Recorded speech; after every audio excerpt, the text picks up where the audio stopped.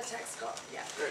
Yeah, the phone is buzzing because we've got this phone number up at the top. If you've got a question that you'd like Adrian, our speaker today, to answer, just send in a text, and once Adrian has finished his talk, we'll be going through some questions.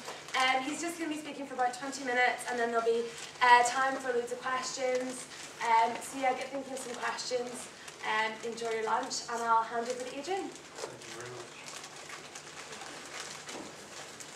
Thank you very much, Catherine.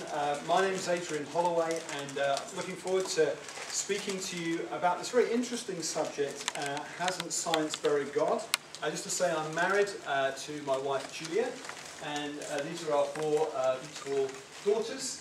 And we live in London. There you can see 23 Queensborough Road, London SW6 6JP. That's where we live, outside the front door. This is just before I came up here. So yeah, I'm going to be speaking, and then please do ask any questions that are of interest to you. Has science buried God?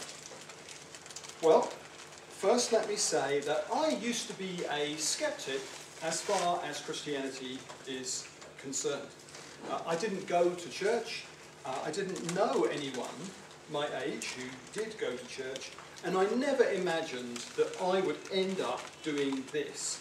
So if you are here and you think that science has buried God, then I do know where you're coming from. And I still have real sympathy with that view, and also with those who take that view. But as you can probably tell from the fact that I'm standing here, I do now think that God exists. And I'm personally not aware of any scientific discoveries that have buried God, because it seems to me anyway that science and God are answering different questions. I think that those who see them as enemies are comparing apples with oranges. The existence of apples does not make oranges non-existent, and vice versa.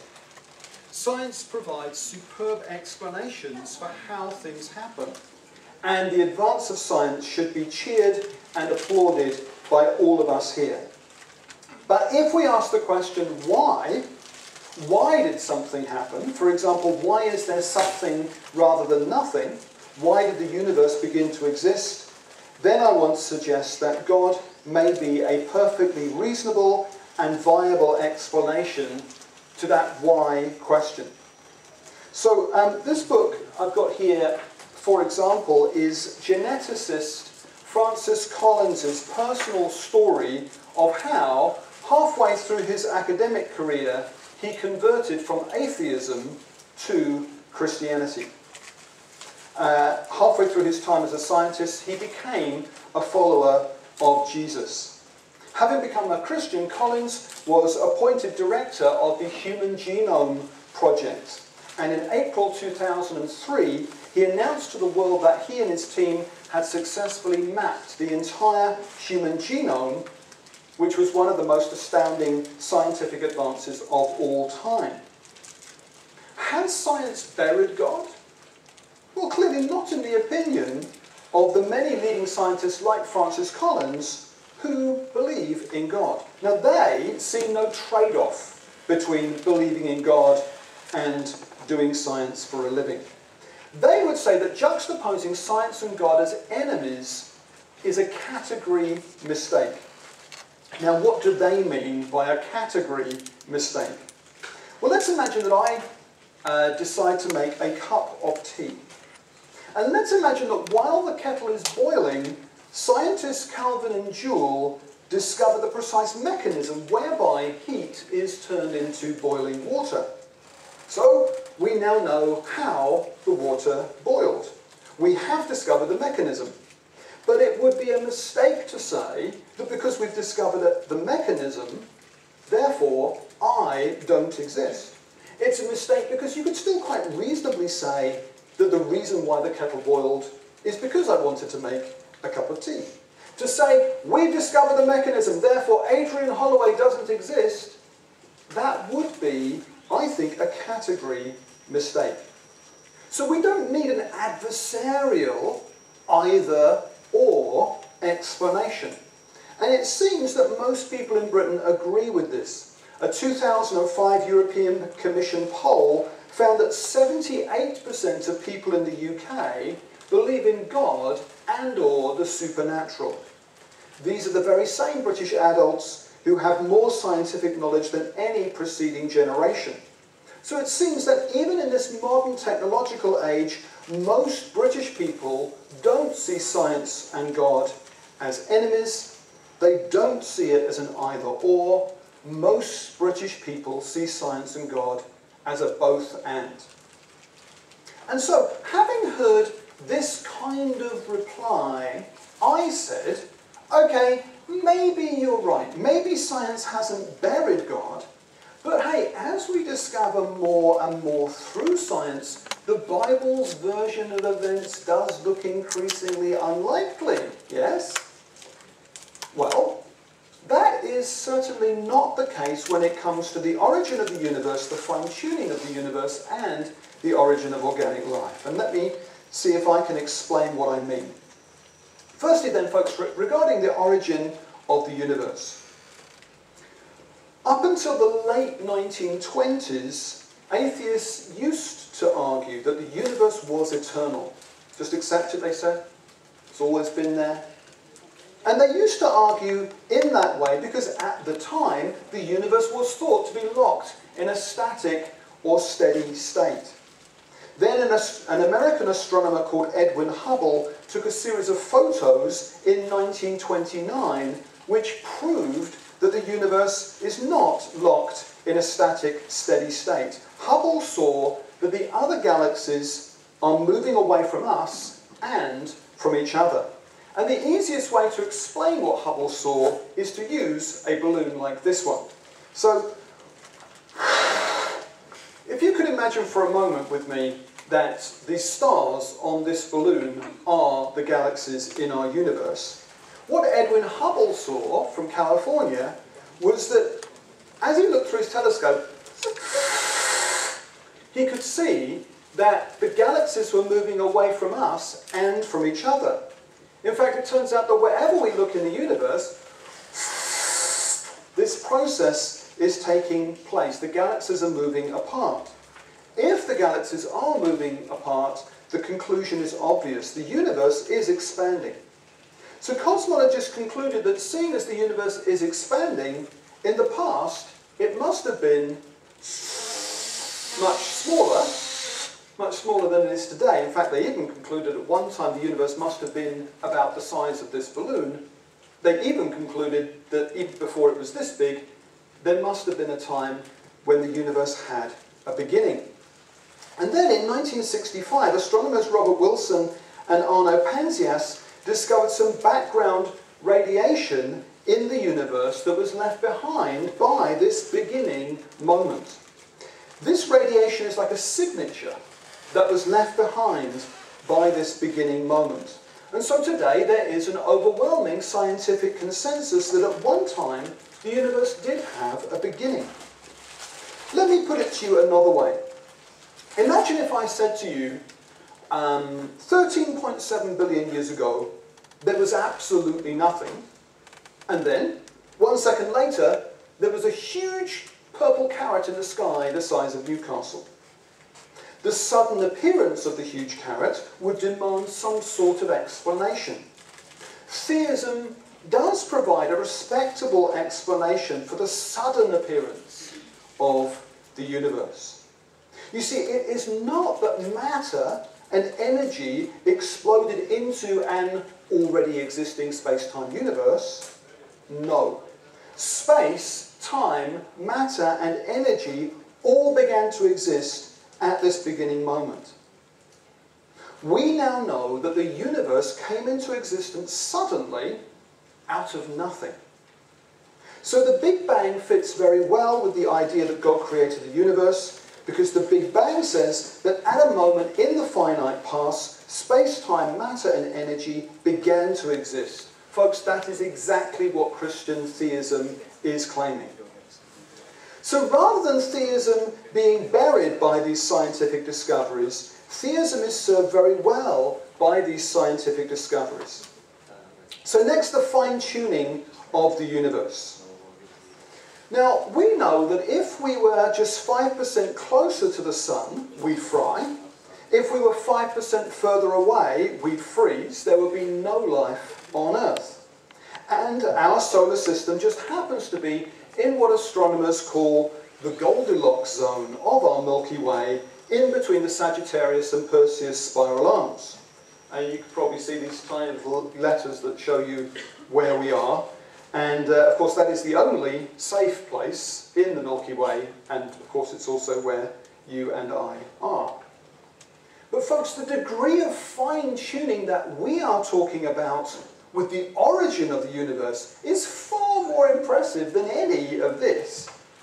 Way back at the beginning of the universe, there is an explosion which causes matter to fly outwards, but at a perfectly controlled speed.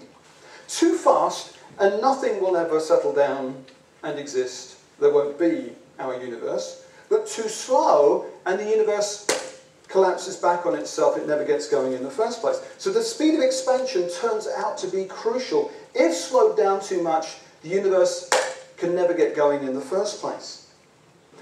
If the rate of expansion, 1 second after the beginning moment, had been smaller by even 1 part in 100 million, billion, the universe would have recollapsed before it ever reached its present size. And the speed of expansion is controlled by the cosmological constant, which is the energy density of empty space. And as we've just said, the cosmological constant cannot be just any old number. No, in order for life to exist, the value of the cosmological constant has to be fine-tuned to a very precise number. Otherwise, we wouldn't be here. And it's not just the cosmological constant, which is 4 up from the bottom, 4th from the bottom here. Turns out there are 20 of these forces, 20 numbers, 20 values that have to be just so, as they currently are. Otherwise, no humans, no people, could ever have existed. Roger Penrose, who developed our current understanding of black holes, he computed the odds of entropy, the speed at which things break down and decay, being exactly as it currently is. Here's the chance. 1 chance in 10 to the power of 10 to the power of 123. Folks, that is a number that has more zeros on the end of it than the entire number of particles in the entire universe.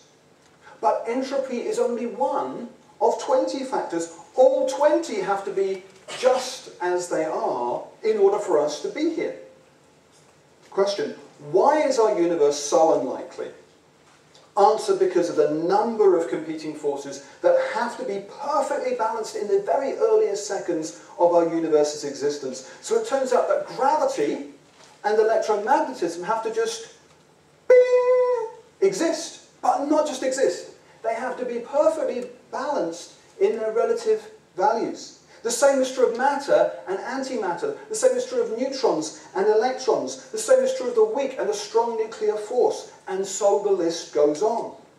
Any messing with any of these numbers in the column that says value in our universe, and we wouldn't be here. If you touch any of these dials, there will be no universe or no life. Okay, next, the origin of organic life. People talk about the development of life by chance as if it was inevitable, as if it was bound to happen. It turns out that nothing could be farther from the truth. The gap between non-living rocks and even the most basic or primitive, let's think maybe of a snowflake, the most complex non-living system we can imagine, and even the most basic primitive living cell is the most profound divide in all of nature. Now, even if you did win the lottery and you got all the basic building blocks of life in place and you put them into the ideal conditions, the chances of getting a living cell to come into existence are practically zero. Now, there are several problems here which I don't have time to go into, but I do mention them in my book, Aftershock. I'm just going to mention one problem, is that building the first ever living cell is phenomenally complex. A cell under a microscope looks like a high-tech factory. The creation of even the most basic, primitive, first ever living cell would still involve amino acids just magically existing and then forming proteins to create life. Why should amino acids magically exist? Even if they did, the chances of one protein, let alone a living organism, self-assembling are considered to be zero. So we might ask, all right, if proteins couldn't have been assembled by chance, how are they assembled today? And we're now going to watch a video which will help us with a process that I'm sure you're familiar with. So, with computer animation, we can now enter the cell to view this remarkable system at work. So obviously this is a simulation of something that is happening even as we sit here and watch inside our bodies. This is the sort of thing that's happening as cells reproduce. After entering the heart of the cell, we can see here the tightly wound strands of DNA. These are storehouses containing the instructions needed to build every protein in an organism. And then, in a process known as transcription, a molecular machine, can you see it there, first unwinds the DNA helix to expose the genetic instructions that are needed to assemble a specific protein molecule. Then another molecular machine copies these instructions to form a molecule known as messenger RNA. And when transcription is complete, the slender RNA strand carries the genetic information through the nuclear pore complex. You'll see here that it's really rather British, this bit. It knocks on the door and very politely, let me out. Oh, you're one of the good chaps, you can go. The gatekeeper, this is the gatekeeper for traffic in and out of the cell nucleus. The messenger RNA strand is then directed to a two-part molecular factory called a ribosome. And after attaching itself securely, the process of translation begins. And the detail from this point on is equally awe-inspiring. Inside the ribosome, a molecular assembly line builds a specifically sequenced chain of amino acids. These amino acids, as you can tell at the bottom here, are being transported from other parts of the cell, and then they're linked into chains that are often hundreds of units long. And it turns out that their sequential arrangement determines the type of protein that's manufactured. And when the chain is finished, as it almost is here, it is moved from the ribosome to a barrel-shaped machine, somewhat reminiscent of Star Wars, I always think, this bit. There's the barrel-shaped machine. All sorts of clever things will happen when it arrives in the folding machine. Inside this barrel-shaped machine, it's folded into the precise chain shape which is critical to its function. If we had more time, we could talk about the three-dimensional peptide bonds, which turn out to be very important. After the chain is folded into a protein, we're almost finished in case you're worried. After the chain is folded into a protein, it's then released and shepherded by another molecular machine that appears out of nowhere. This really is like Star Wars, there it is. And it's going to be taken to the exact location where it is needed. Thank you very much, Gareth. So the origin of DNA is a problem for any chance theory. The DNA code tells the amino acids to arrange themselves in a special sequence. A longer stretch of code is called a gene. Now the point is this: information-rich messages which can reproduce life don't just happen. But when DNA arrives on the scene, it is an instruction book. This looks suspiciously like forward planning. Question: so where did the first DNA code come from in the first ever living cell? Let's just recap. DNA is an information code. It can be written down in letters. It is an intelligent message. It does exist inside the cell. It has to exist inside the cell in order for the cell to work and for the cell to reproduce itself, which does beg the question, where did the information come from in the first cell? The information is written in a code. So the code and the means of translating it have to come into existence at the same time. This amounts to a massive problem for any chance theory. Let me use an analogy. Say I use this book. I just want to suggest two possible ways whereby this book could have come into existence. Perhaps you can bet which you think is the more likely. One way this book could have come into existence is that it is the work of an intelligent author who actually meant to produce a distinct and ordered message. Another possible way this book could have come into existence is that this book is the result of a tornado which blew through a printing factory, which caused the paper and the glue and the ink in the factory to fly up into the sky, and as happens in tornadoes, it all got whirled around.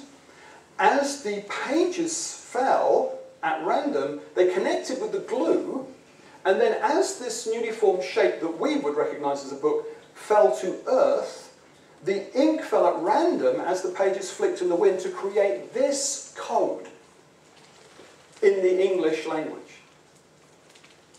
And this distinct and ordered message. Now, which of these two do you think is the more likely? I ask the question because DNA is an information code in a language. Information powerful and complex enough to reproduce life. Information has to come from somewhere. Now, as it happens, this book is a novel. For atheism to be true, ink has to be intelligent enough to think up the plot line. Sir Francis Crick, the man who won the Nobel Prize for discovering the structure of DNA, the genetic code of life, he said that there is zero probability of life coming into existence out of nothing by chance on Earth. It's been said by some people that Francis Crick understands the complexity of life starting on this planet better than anybody else. Francis Crick knows that DNA can't just happen, but he was an atheist. So, as you can imagine, he was asked the question, how did DNA get here? He said that DNA arrived billions of years ago in a spaceship sent to Earth by aliens. Sir Francis Crick said, seeing as life could never have developed on Earth by chance, it must have been transported here by intelligent life from elsewhere in the galaxy by spaceship. And he says in his book, Life Itself, microorganisms travelled in the head of an unmanned spaceship sent to Earth by a higher civilization which developed elsewhere billions of years ago. Now, I think that he hasn't solved the problem. I think he's simply moved the problem. He hasn't eliminated God. So why don't we, as we close, just try and draw together some of these thoughts and threads and see what we've ended up with. First thing, and perhaps the most important thing I can say, is that nothing I've said today proves that God exists. Let me just repeat that so that everybody's clear. Nothing I've said today proves that God exists. But if you were to look for the inference to the best explanation, then when you look at the origin of the universe and the fine-tuning of the universe, and when we look at the origin of biological information, in all three cases what seems to be needed is a transcendent, intelligent first cause, and you could call a transcendent, intelligent first cause God. This lunchtime we don't need to rely or fall back on a very weak God of the gaps argument, because where we do find mechanisms that explain previously unknown scientific processes, it is quite possible that God created those processes, and most people in Britain seem to agree with this. So finally, it appears that science hasn't buried God. God's existence is a reasonable explanation for the existence of the universe, and for the fine-tuning of the universe, and for the existence of life. Well, those are my 20 minutes. You've been very patient. Thank you for listening to me. Thank you very much. Okay, great. We're going to get started on some questions. I still got the phone, so if anybody thinks of one as we're doing this, just go ahead and send a text. Okay, ready? First question is, are there any scientific discoveries or theories that have been disproved or put aside due to God being a better explanation? Okay, very good question. It's a good question because it's similar to somebody asking, is it possible that there could be a scientific discovery which would actually show that Christianity isn't true? And I think probably the answer is yes, because if you were able to demonstrate, beyond reasonable doubt, that there was no space-time beginning to the universe, if you were able to show that the universe is eternal, then I would imagine that as you open the Bible and look at the first verse of the book of Genesis, I'd imagine that theism has been torpedoed on page 1, because there's, as I'm sure you know, a very clear statement at the start of the book of Genesis that says that there was a beginning to the universe. So I actually quite like the fact that Christianity is a falsifiable religion. There's a statement by the Apostle Paul, one of the writers of the New Testament, who says, if Christ has not been raised, our faith is in vain. So if you found the dead body of Jesus in Jerusalem and you can show that it was him, then obviously Christianity has fallen down because Christ hasn't been raised, so it can't be true. And so I think, yes, you could, I would imagine that would be a scientific discovery that would torpedo the Christian faith. As it happens, over the last 100 years, as I tried to show in the first 5 minutes of the talk, the opposite has happened. That actually the theory of general relativity has been confirmed time and time and time again. I would say that general relativity is probably the best tested scientific theory that I know of. And it's been confirmed firstly in the 1920s when, during a solar eclipse, we were able to view objects behind the sun, which proves that light bends, as Einstein predicted. And then Edwin Hubble's photographs show the universe is expanding, and the space-time theorem enjoys wide support. So I think it's a fairly solid, reliable view that the universe began to exist. Sorry, there's lots of text. Great, no problem. Next question. If God created the Big Bang, where did God originate? If God created the Big Bang, where did God originate? Well, in Christian theism, the belief that's put forward is that God did not have a beginning. This is a troubling idea, I'm sure you'd agree, because you kind of, this question is a little bit like who made God. And if you could just put up, I've got a slide here which is a Christian explanation. We keep going. Yeah, let's just stop here. Thank you, Gareth. This is a version of a medieval argument for the existence of God, and the point that I made in answer to the first question about the fact that in the late 1920s we discovered that the universe had a beginning, this does play an important role in step 2. So scientific discoveries have greatly reinforced step 2 of this argument, and the question that we've just had, that Catherine just read to me, is to do with step 1. If step 1 of this argument said that everything that exists has a cause, then I would be more tempted to sign up with Richard Dawkins, who says in his book, The God Delusion, that his question, who made God, is the main objection in his best-selling book, The God Delusion. However, no Christians and no Muslims, for that matter, are arguing for a created God. It's a misunderstanding of theism.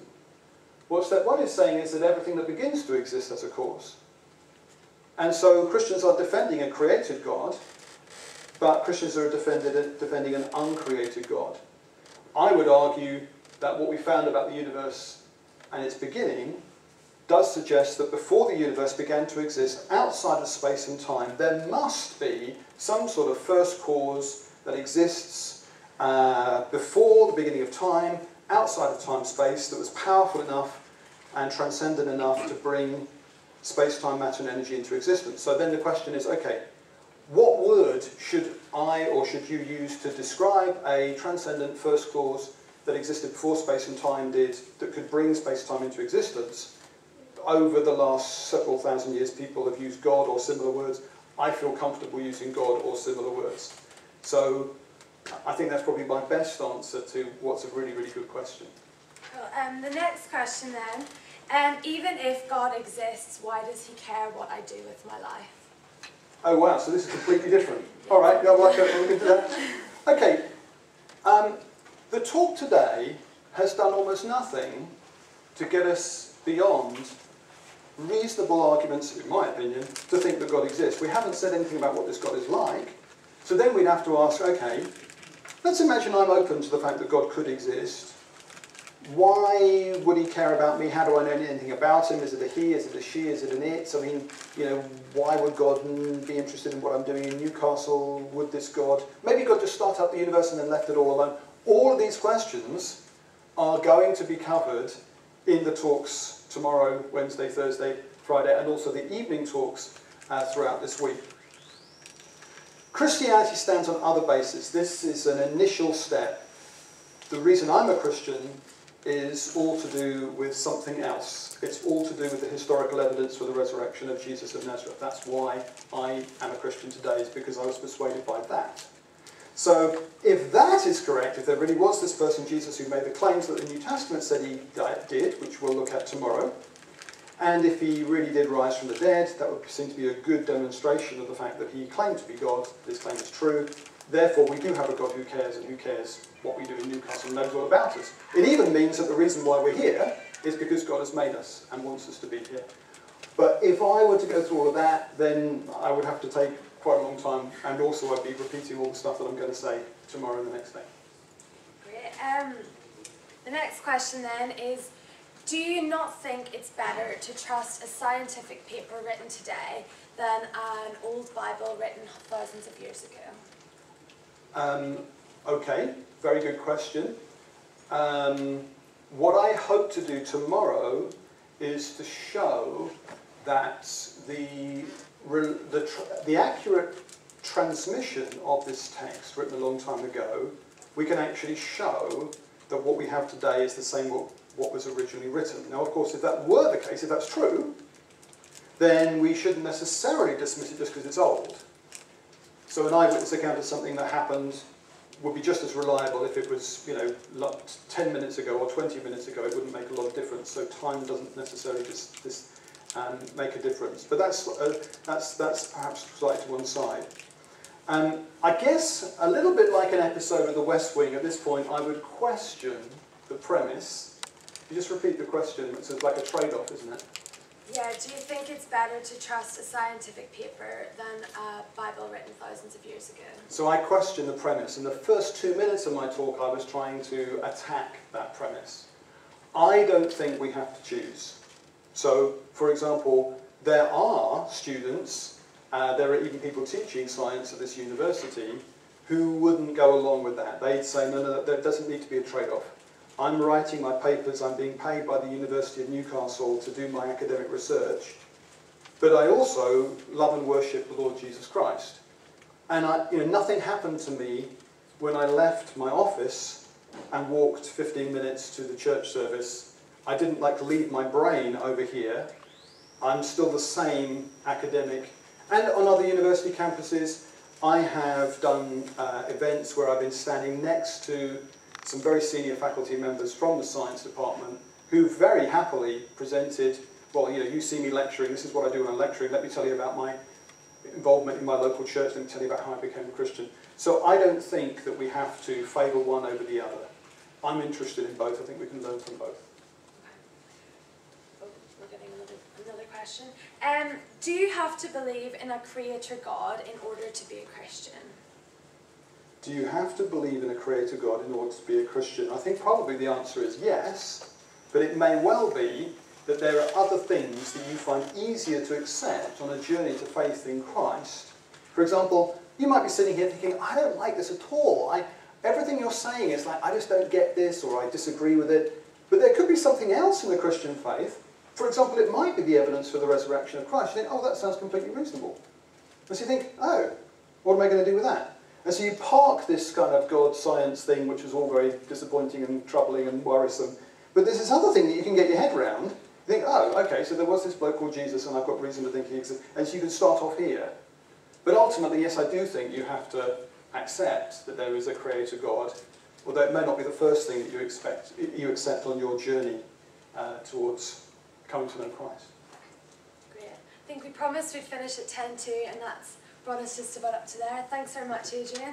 There was a couple of texts I got that were kind of statements and things that you said you wanted to discuss with Adrian. He's going to be around for about 10 minutes before the next lunch bar starts. So, you know, as you're leaving, if you want to grab him for a chat, I'm sure he'd be more than happy to discuss it with you.